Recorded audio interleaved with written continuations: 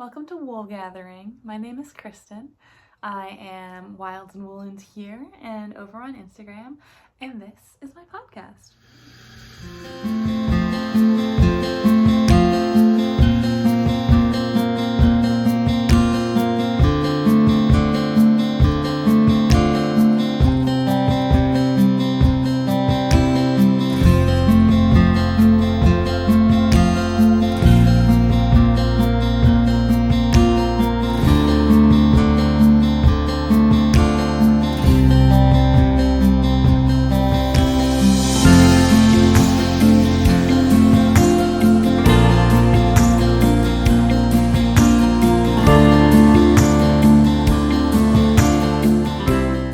I'm here to talk to you about fiber arts and slow making, and I feel like right now I'm here to talk to you about being cozy and just having a little bit of a cozy fall season, a comforting fall season. I live in New England in the United States with my husband and our two cats, and I think particularly right now it's November 2nd, 2025. I feel like there's a lot of helplessness and hopelessness that I feel about the current state of the world, about what's happening here in the United States. And so I hope that I can use my platform here to at least bring a little bit of comfort to people, to give you all something to brighten your day, just a little tiny bit, as we all work through kind of what's happening with our government, with maybe having some food insecurity, job insecurity, income insecurity. I mean, I could go on and on, but I hope that today and this fall season, I'm able to provide a little bit of community and comfort to all of you. So let's go ahead and dig in.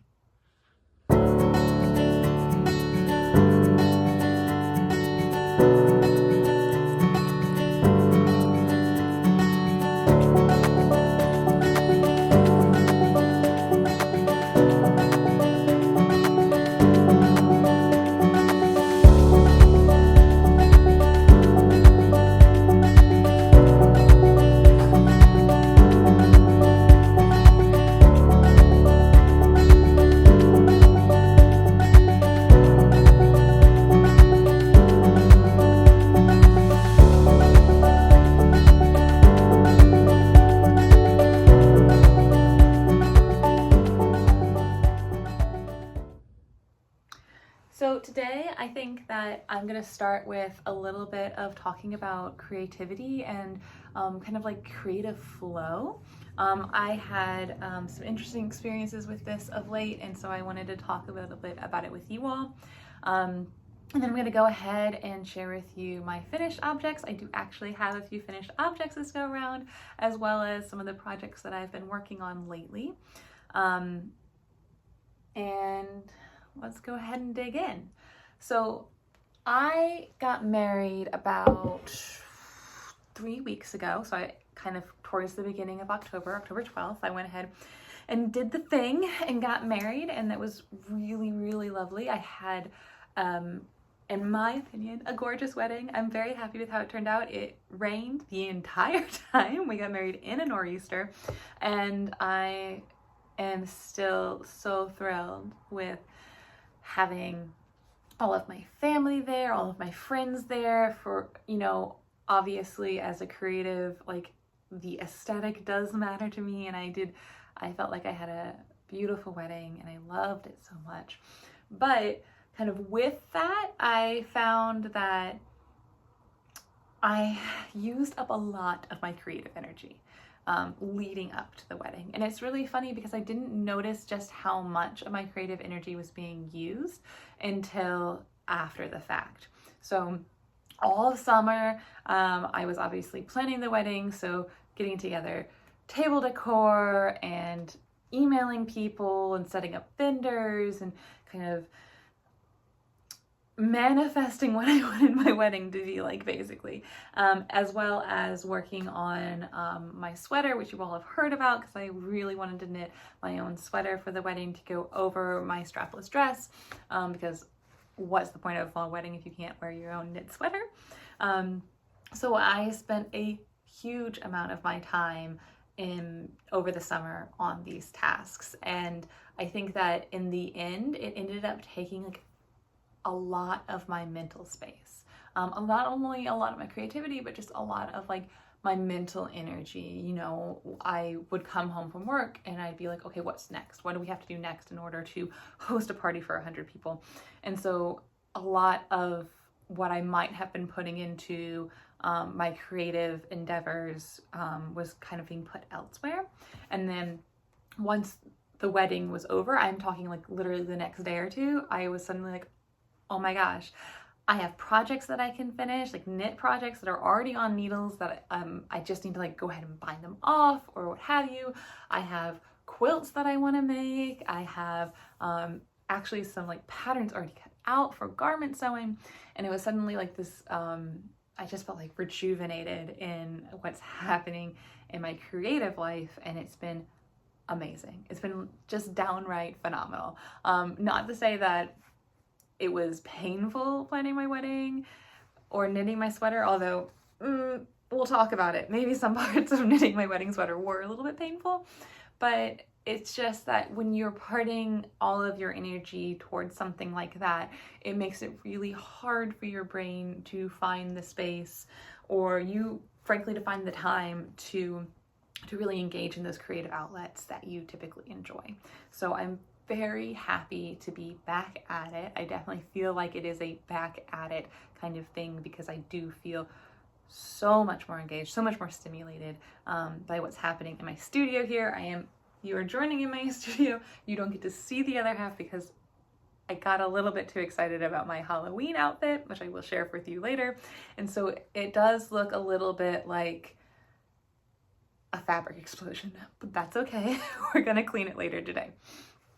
But I just wanted to put this kind of comment or note on creativity out there to you all, because I think this isn't a unique experience. I think that this is something that a lot of people have experienced and do experience, and maybe are currently experiencing, especially going into the holidays. I find like if I have a deadline, if I have something that I need to get done for a specific thing, it actually kind of puts a damper on my creative energy. And I think that a lot of people go into the holidays like that. A lot of people go in saying like, oh, I'm gonna knit X, Y, and Z for all my family members for Christmas. And I'm guilty of doing that as well. And so if you're doing that, that's great, that's awesome. But if you're doing that and you're feeling a little less creative flow, I think that's okay. It's gonna come back. I hope that you're enjoying what you're doing. I hope that it's still bringing you a lot of satisfaction. Obviously mine did end up bringing me a lot of satisfaction, but also know, like, at the end of this, take a moment, take a deep breath, and I think that you'll find that kind of creative flow like resurfacing for you. So don't give up hope.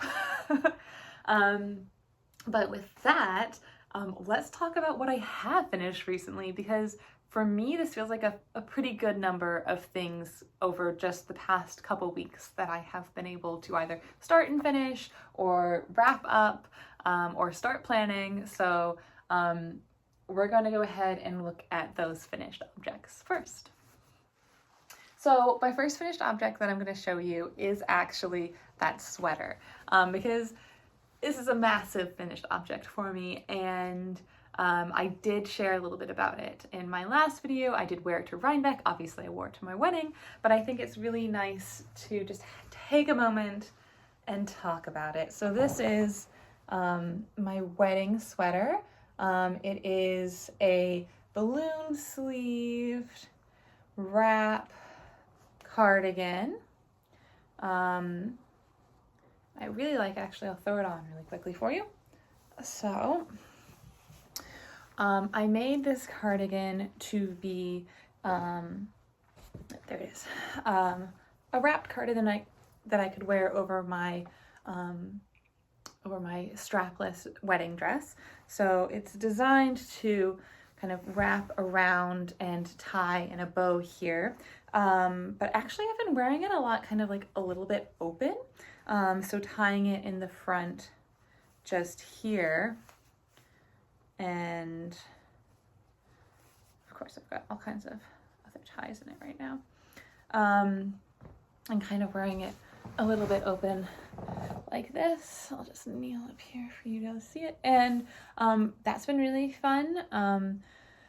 So it's a lot of different ways I feel like I can get away with wearing this sweater, and it's really, really cozy. And I love the detailing that I did on it. So you can see this is actually, this is I-cord binding that I knit as I was knitting the bust of the sweater. And then I picked up behind the I-cord for the double knit neckband. And then on the bottoms here, on this bottom, it is an I-cord bind off, and I did the same thing with the double knit band at the edge, but then I have the same detail here, and I actually used a welt stitch to get this ridge and then a double knit cuff. And I have some pleating at the balloon sleeves. Yeah, so this is the wedding sweater, and I'm really pleased with her. She's knit in one strand of Nutiden by Anahawk Air, which is a Swedish, it is a Swedish unspun yarn company, and I've never used their wool before, but I was really looking forward to using it because if you look there, hopefully you can see it, maybe, there we go. There is a little bit of a halo to, I have to get out of the scene. There's a little bit of a halo to that yarn because it's unspun that I thought would give the sweater the kind of like ephemeralness, not ephemeral, what's the word that I'm looking for? Etherealness to it. I wanted it to feel a little bit light, a little bit airy.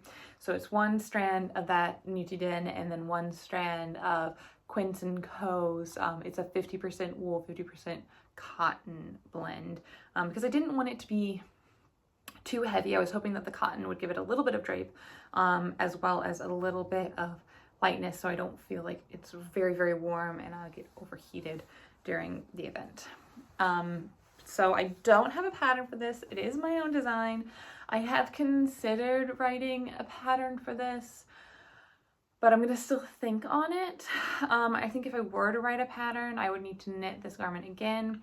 I think if I knit this garment again, I might knit it with more drape. I really like the amount of structure that this had for my purposes, but I think that this would be really gorgeous with a lot of drape in it, especially with the balloon sleeve that kind of lends itself to kind of a very flowy airiness. So I'm still thinking about that. I might revisit writing a pattern for this sweater in the new year, but for now, it's just mine. And I will say I have worn it multiple times since the wedding.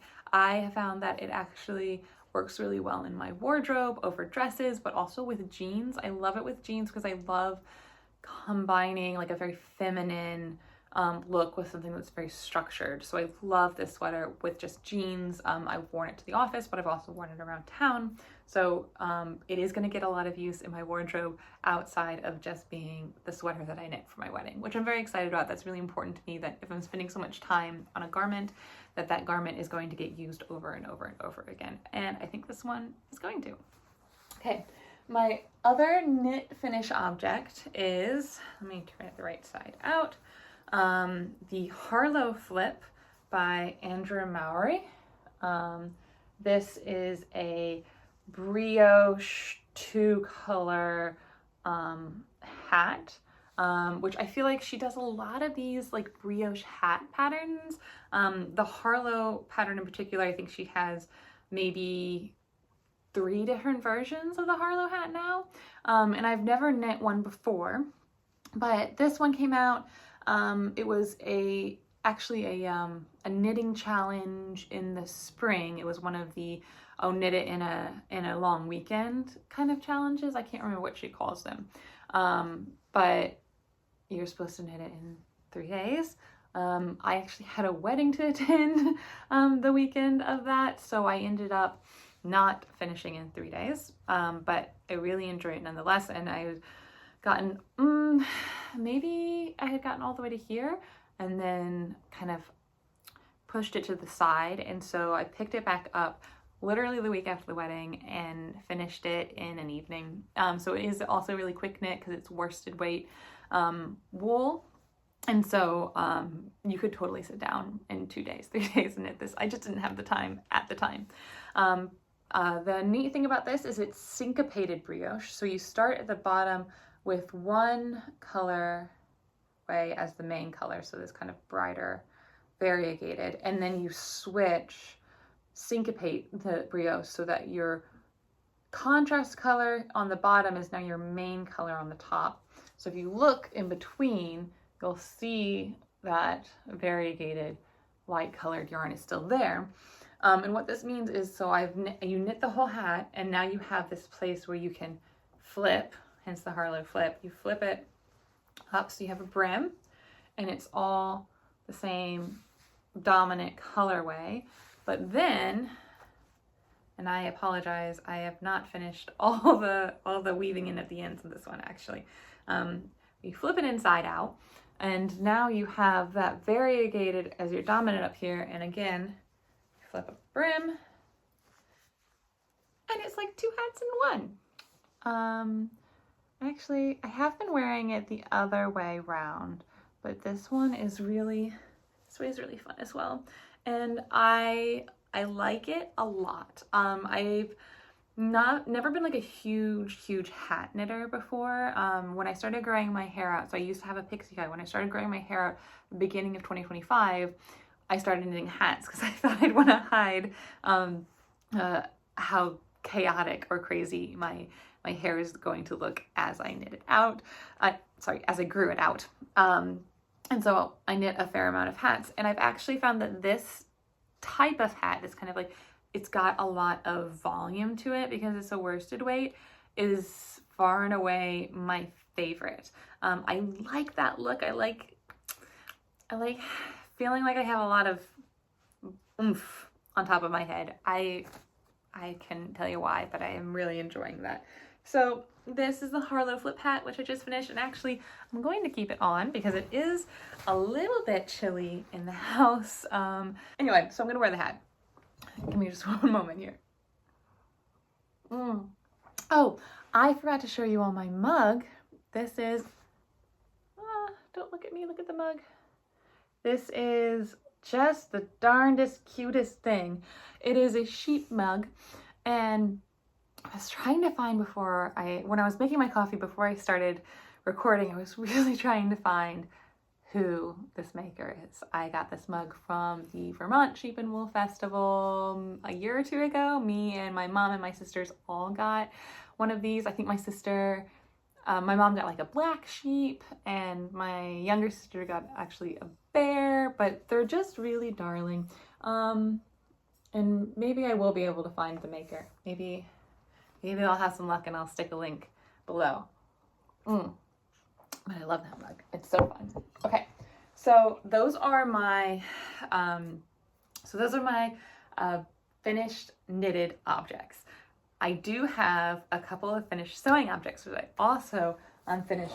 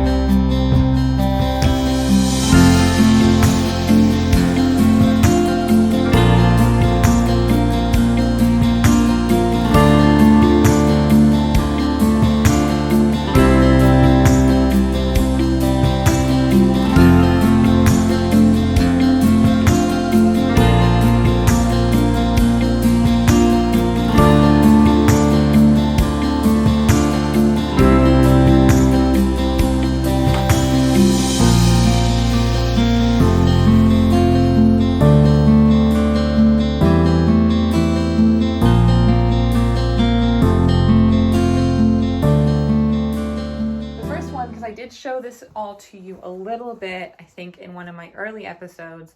That is my quilted vest. So I finished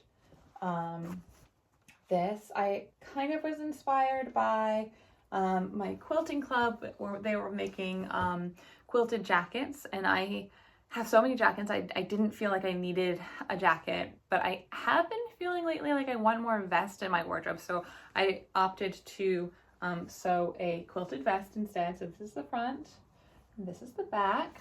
I'll stick it on. And it's really nice. I'm so pleased. It's self-drafted. It was not my first rodeo in vest or top making, so it is a self-drafted from kind of like a mashup of a bunch of different things. But I was really pleased. I almost didn't add this collar here, but I really like how it turned out, kind of a little stand-up collar, especially because I love wearing turtlenecks in the fall and the winter, just to have a little extra warmth there. Then there's the back, which I was a little bit inspired by Thread and Sprout over on Instagram. She's a wonderful seamstress, sewer, maker, and she does a lot of incorporating like organic shapes and almost and like scenes into her garments. And I had cut out this circle thinking, oh, maybe this will be fun, and I stuck it on the back, and I was like, oh my god, it's like a full moon. And now I'm like, I just think of this as like my full moon vest, which will make a lot of sense to you when I show you my second sewing finished object. I'm going to take this off for it, because I made this and I was like, I know exactly what I want to do for Halloween. I have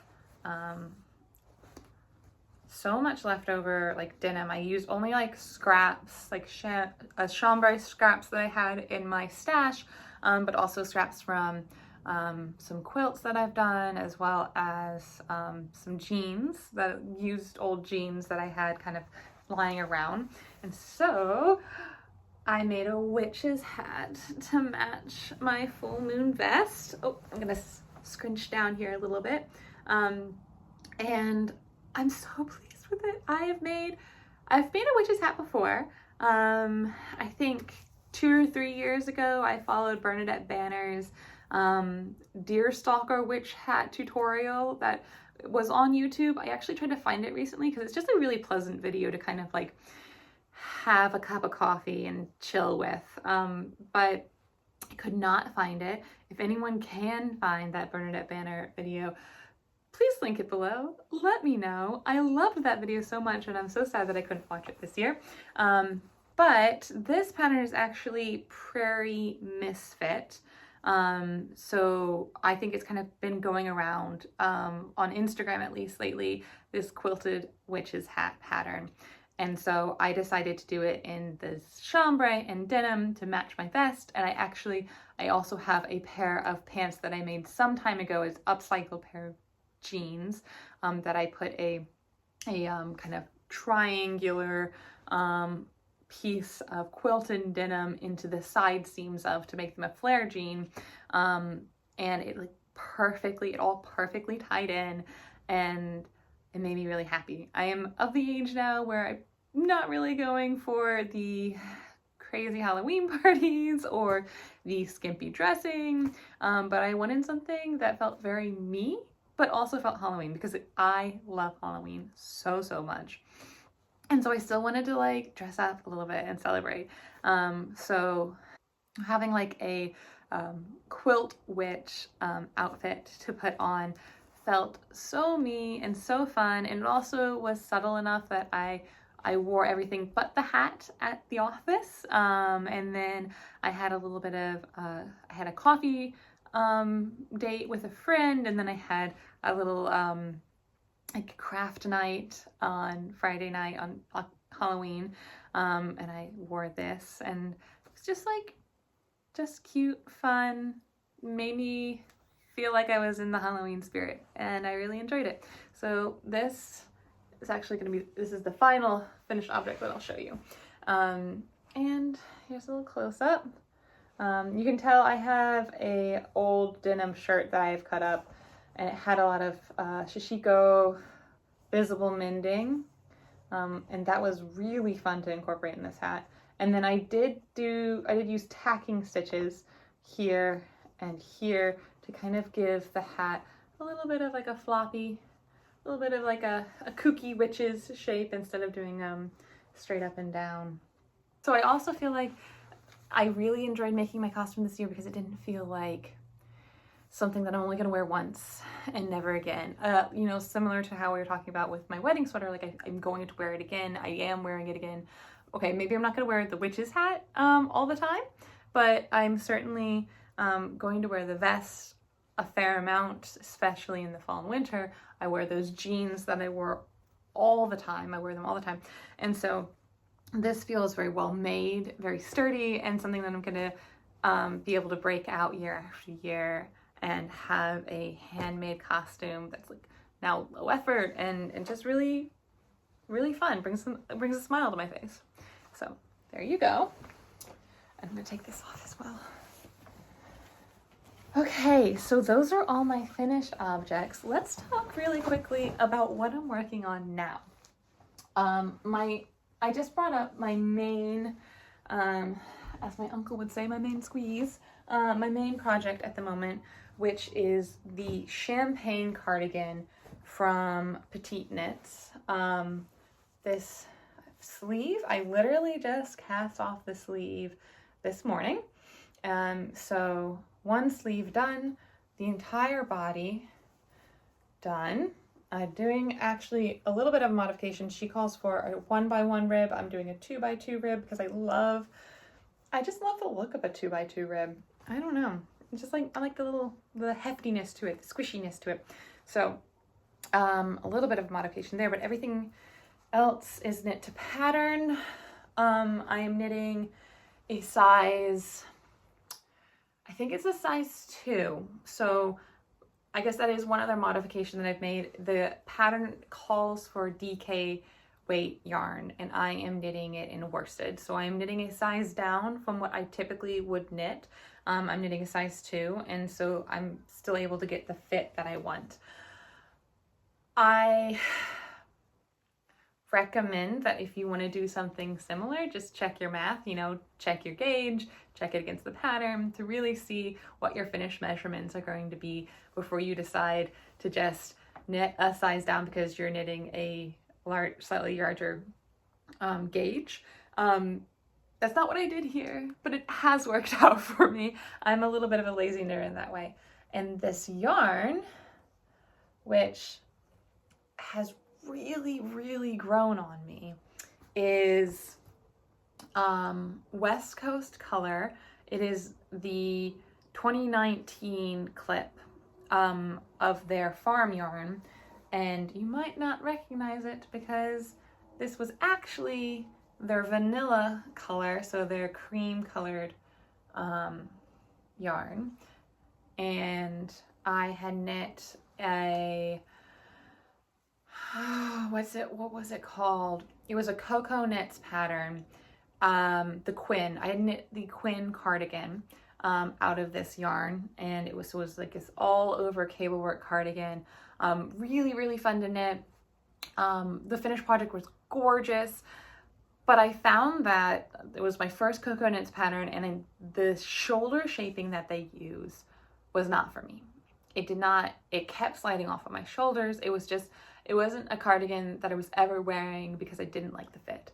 And so one day was just like, I'm never taking this out. I put so much energy into it and I'm never wearing it. So I ripped it out, washed the wool, and I really wanted to grow it, but I did buy it. I did buy madder root. And so I dyed all of those skeins, which happened to be a stupid amount of yarn. I dyed them all with madder, and that is how I got this color. Originally, when I dyed this, I thought that I was going to get a deep red. I really, really wanted a deep red. And I think that when you are doing natural dyes, one of the things you have to accept is that the outcome is never going to be what you think it's going to be. So it actually ended up being And I'm noticing that maybe the color doesn't pick up as accurately on camera. But let's see, there it is. It is actually oranger, a little bit more rust colored in person. And so it wasn't that deep red that I was hoping for. And so right after I dyed it, I was pretty disappointed, and I was like, I don't know if I even want to like knit with this yarn. I don't know.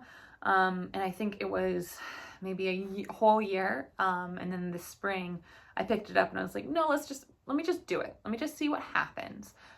Maybe I will like it, or maybe it'll just be like cardigan I wear around the house, but like the yarn has to get used. It's like so much yarn, and it's, to me, yarn is not only the finished product, but it is the enjoyment that I get out of knitting it. And I was like, that is hours of entertainment right there. I'm not gonna let it go to waste. So I decided I was gonna do it. And I have mentioned in the past how I have this hole in my wardrobe for cardigans. And so I thought, okay, fine, I'll do a cardigan. I really like Petite Knit's simple patterns. I don't always love the designs in her more complex stuff, but I've knit her Monday sweater a couple times and really enjoyed that. And I think there's a lot of nice detail to her simple patterns that I enjoy. So I decided to knit the champagne cardigan because it was the closest to the gauge that I knew I was going to get. And then I adjusted it, obviously knit a size down. It is going to get a double knit button band. And I'm very pleased with her. She'll probably be done in the next couple days here. This sleeve took me about a day and a half. And then the button band will probably take me another day. I'm going out of town next weekend, and I'd really, really like to have it for that, because it's really fun when you're going out of town to have like a new finished knit object to wear. I especially get cold on planes, so it would be really great to just snuggle up in this on the plane. So we shall see.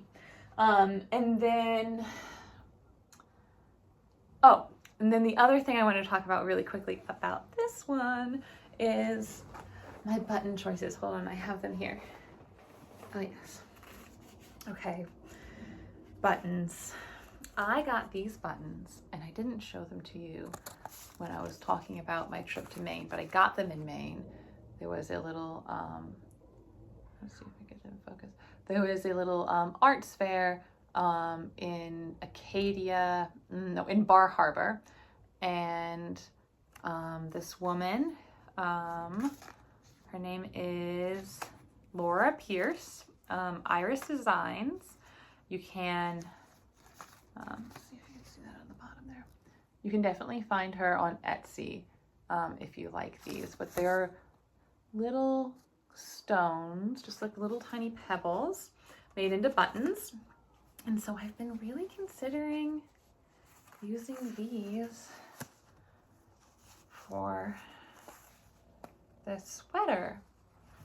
Let me know what you think about this, because I dither over buttons so much. The other option is, I don't have them right here, but they are just little, about that big, dark brown leather buttons, which are obviously a lot lighter. I do have a little bit of a concern about these weighing down the button band, but it is a worsted weight double knit button band, so maybe that'll be okay. But yeah, I just want to share those because they're bringing me a lot of joy. And so I'm thinking about pairing them with this for, I think I probably will do it. I mean, it doesn't hurt to just put them on, right? And then if you don't like them, you can always change them out, but I might see what those look like. Okay, one more knitting work in progress. I've shown this to you before as well, but I'm getting a lot of headway. This is the Jaunty Shawl by Andrea Mowry. Maybe this way is better. This is the right side. And I think I showed it to you all when I was knitting on a slightly smaller size needle. I ended up ripping it all back and starting over in a larger needle size. It is with my hand spun, so I had a little bit of a hard time estimating what needle size I should be using. And when I got maybe about to here, I realized that if I continued knitting on the needle that I had, it was going to be very dense, but it was also not going to be as large as I wanted it to. So I switched to a larger needle size, and then I also, you can tell, I think, here, here, and here, I threw in some stripes from a different hand spun that I did years and years ago. And I've always kind of been like, what am I gonna do with that? And so I actually ended up throwing it in as stripes into this shawl. And then I'm adding a little bit of stripes on the other end here that are leftovers from the hat that I showed you. And I'm really, really I'm really pleased with it. It is super, super squishy.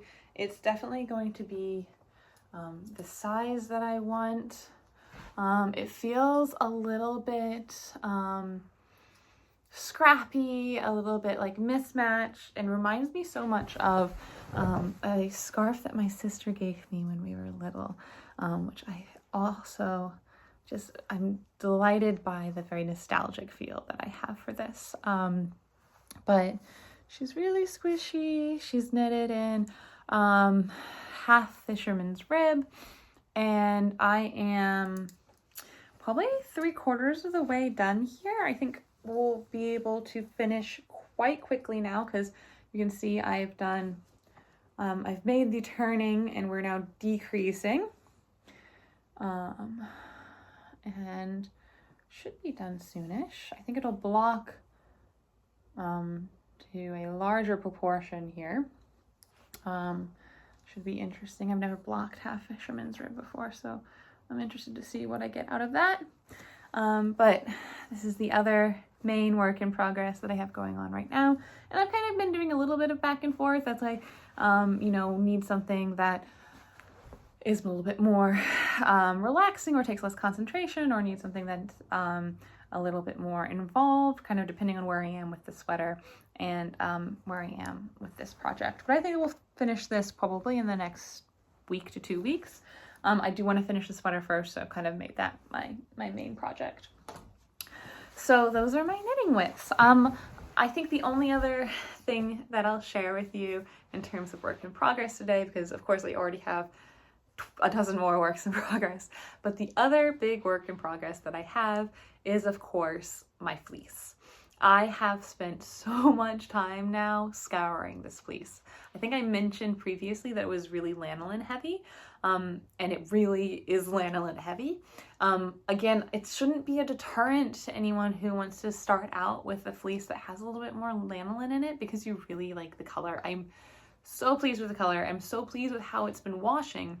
It just takes a little bit more to wash out all of this lanolin than I think other people would maybe have you believe, because if you go and you watch like a guide on YouTube of how to scour your fleece, they might say, oh, wash it 2 to 3 times with the wool scour or dish soap. Mine are definitely taking 4 to 5 washes. Maybe I'm doing it wrong. It's always possible. This is my first go around, but it is certainly taking me longer than I had originally anticipated. I am very, very close to done. I am finishing right now, I think, my last round of scour on the last third of the fleece.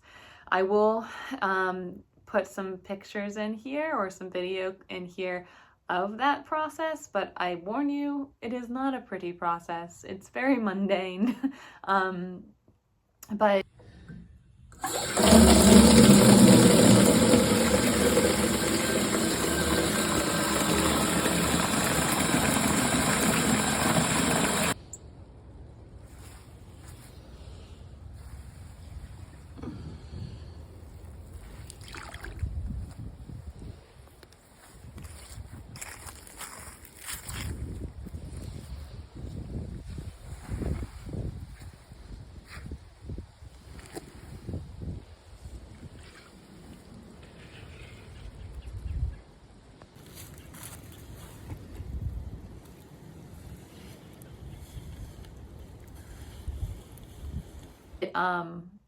nonetheless, I feel very accomplished for getting this far in it.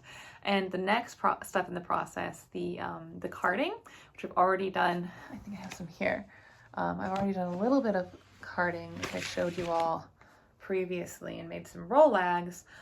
This part of the process I really do enjoy, and so I'm looking forward to soon here being able to card, and then of course to start spinning. I think probably the spinning won't start until probably December. I do have a 3-ply 2-way sock yarn spin on my bobbins right now, and not to mention I have to card all this wool, so it's going to take me a little bit, but I hope that I can start spinning either just before or just after the new year. But that's it. That's all my projects. I have the innards of about 3 pumpkins downstairs that need my attention. I'm going to be making pepitas. And then I have a whole garden's worth of tomatoes to rip out because we did experience our first frost, and now everything's going to come out, and I'm going to prep the beds for next year. So hopefully I'll be able to share a little bit more gardening content maybe in the spring, but for now it's kind of just really messy and boring. But I hope that you two today are going to be doing something enjoyable for you, and kind of taking in the beautiful fall weather that hopefully you're having. We're certainly having beautiful fall weather, you can see out there. But take a little time for yourself, and I'll catch you next time.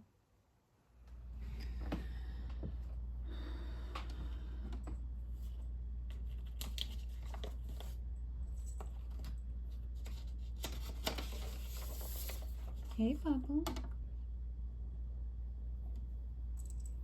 Hold on.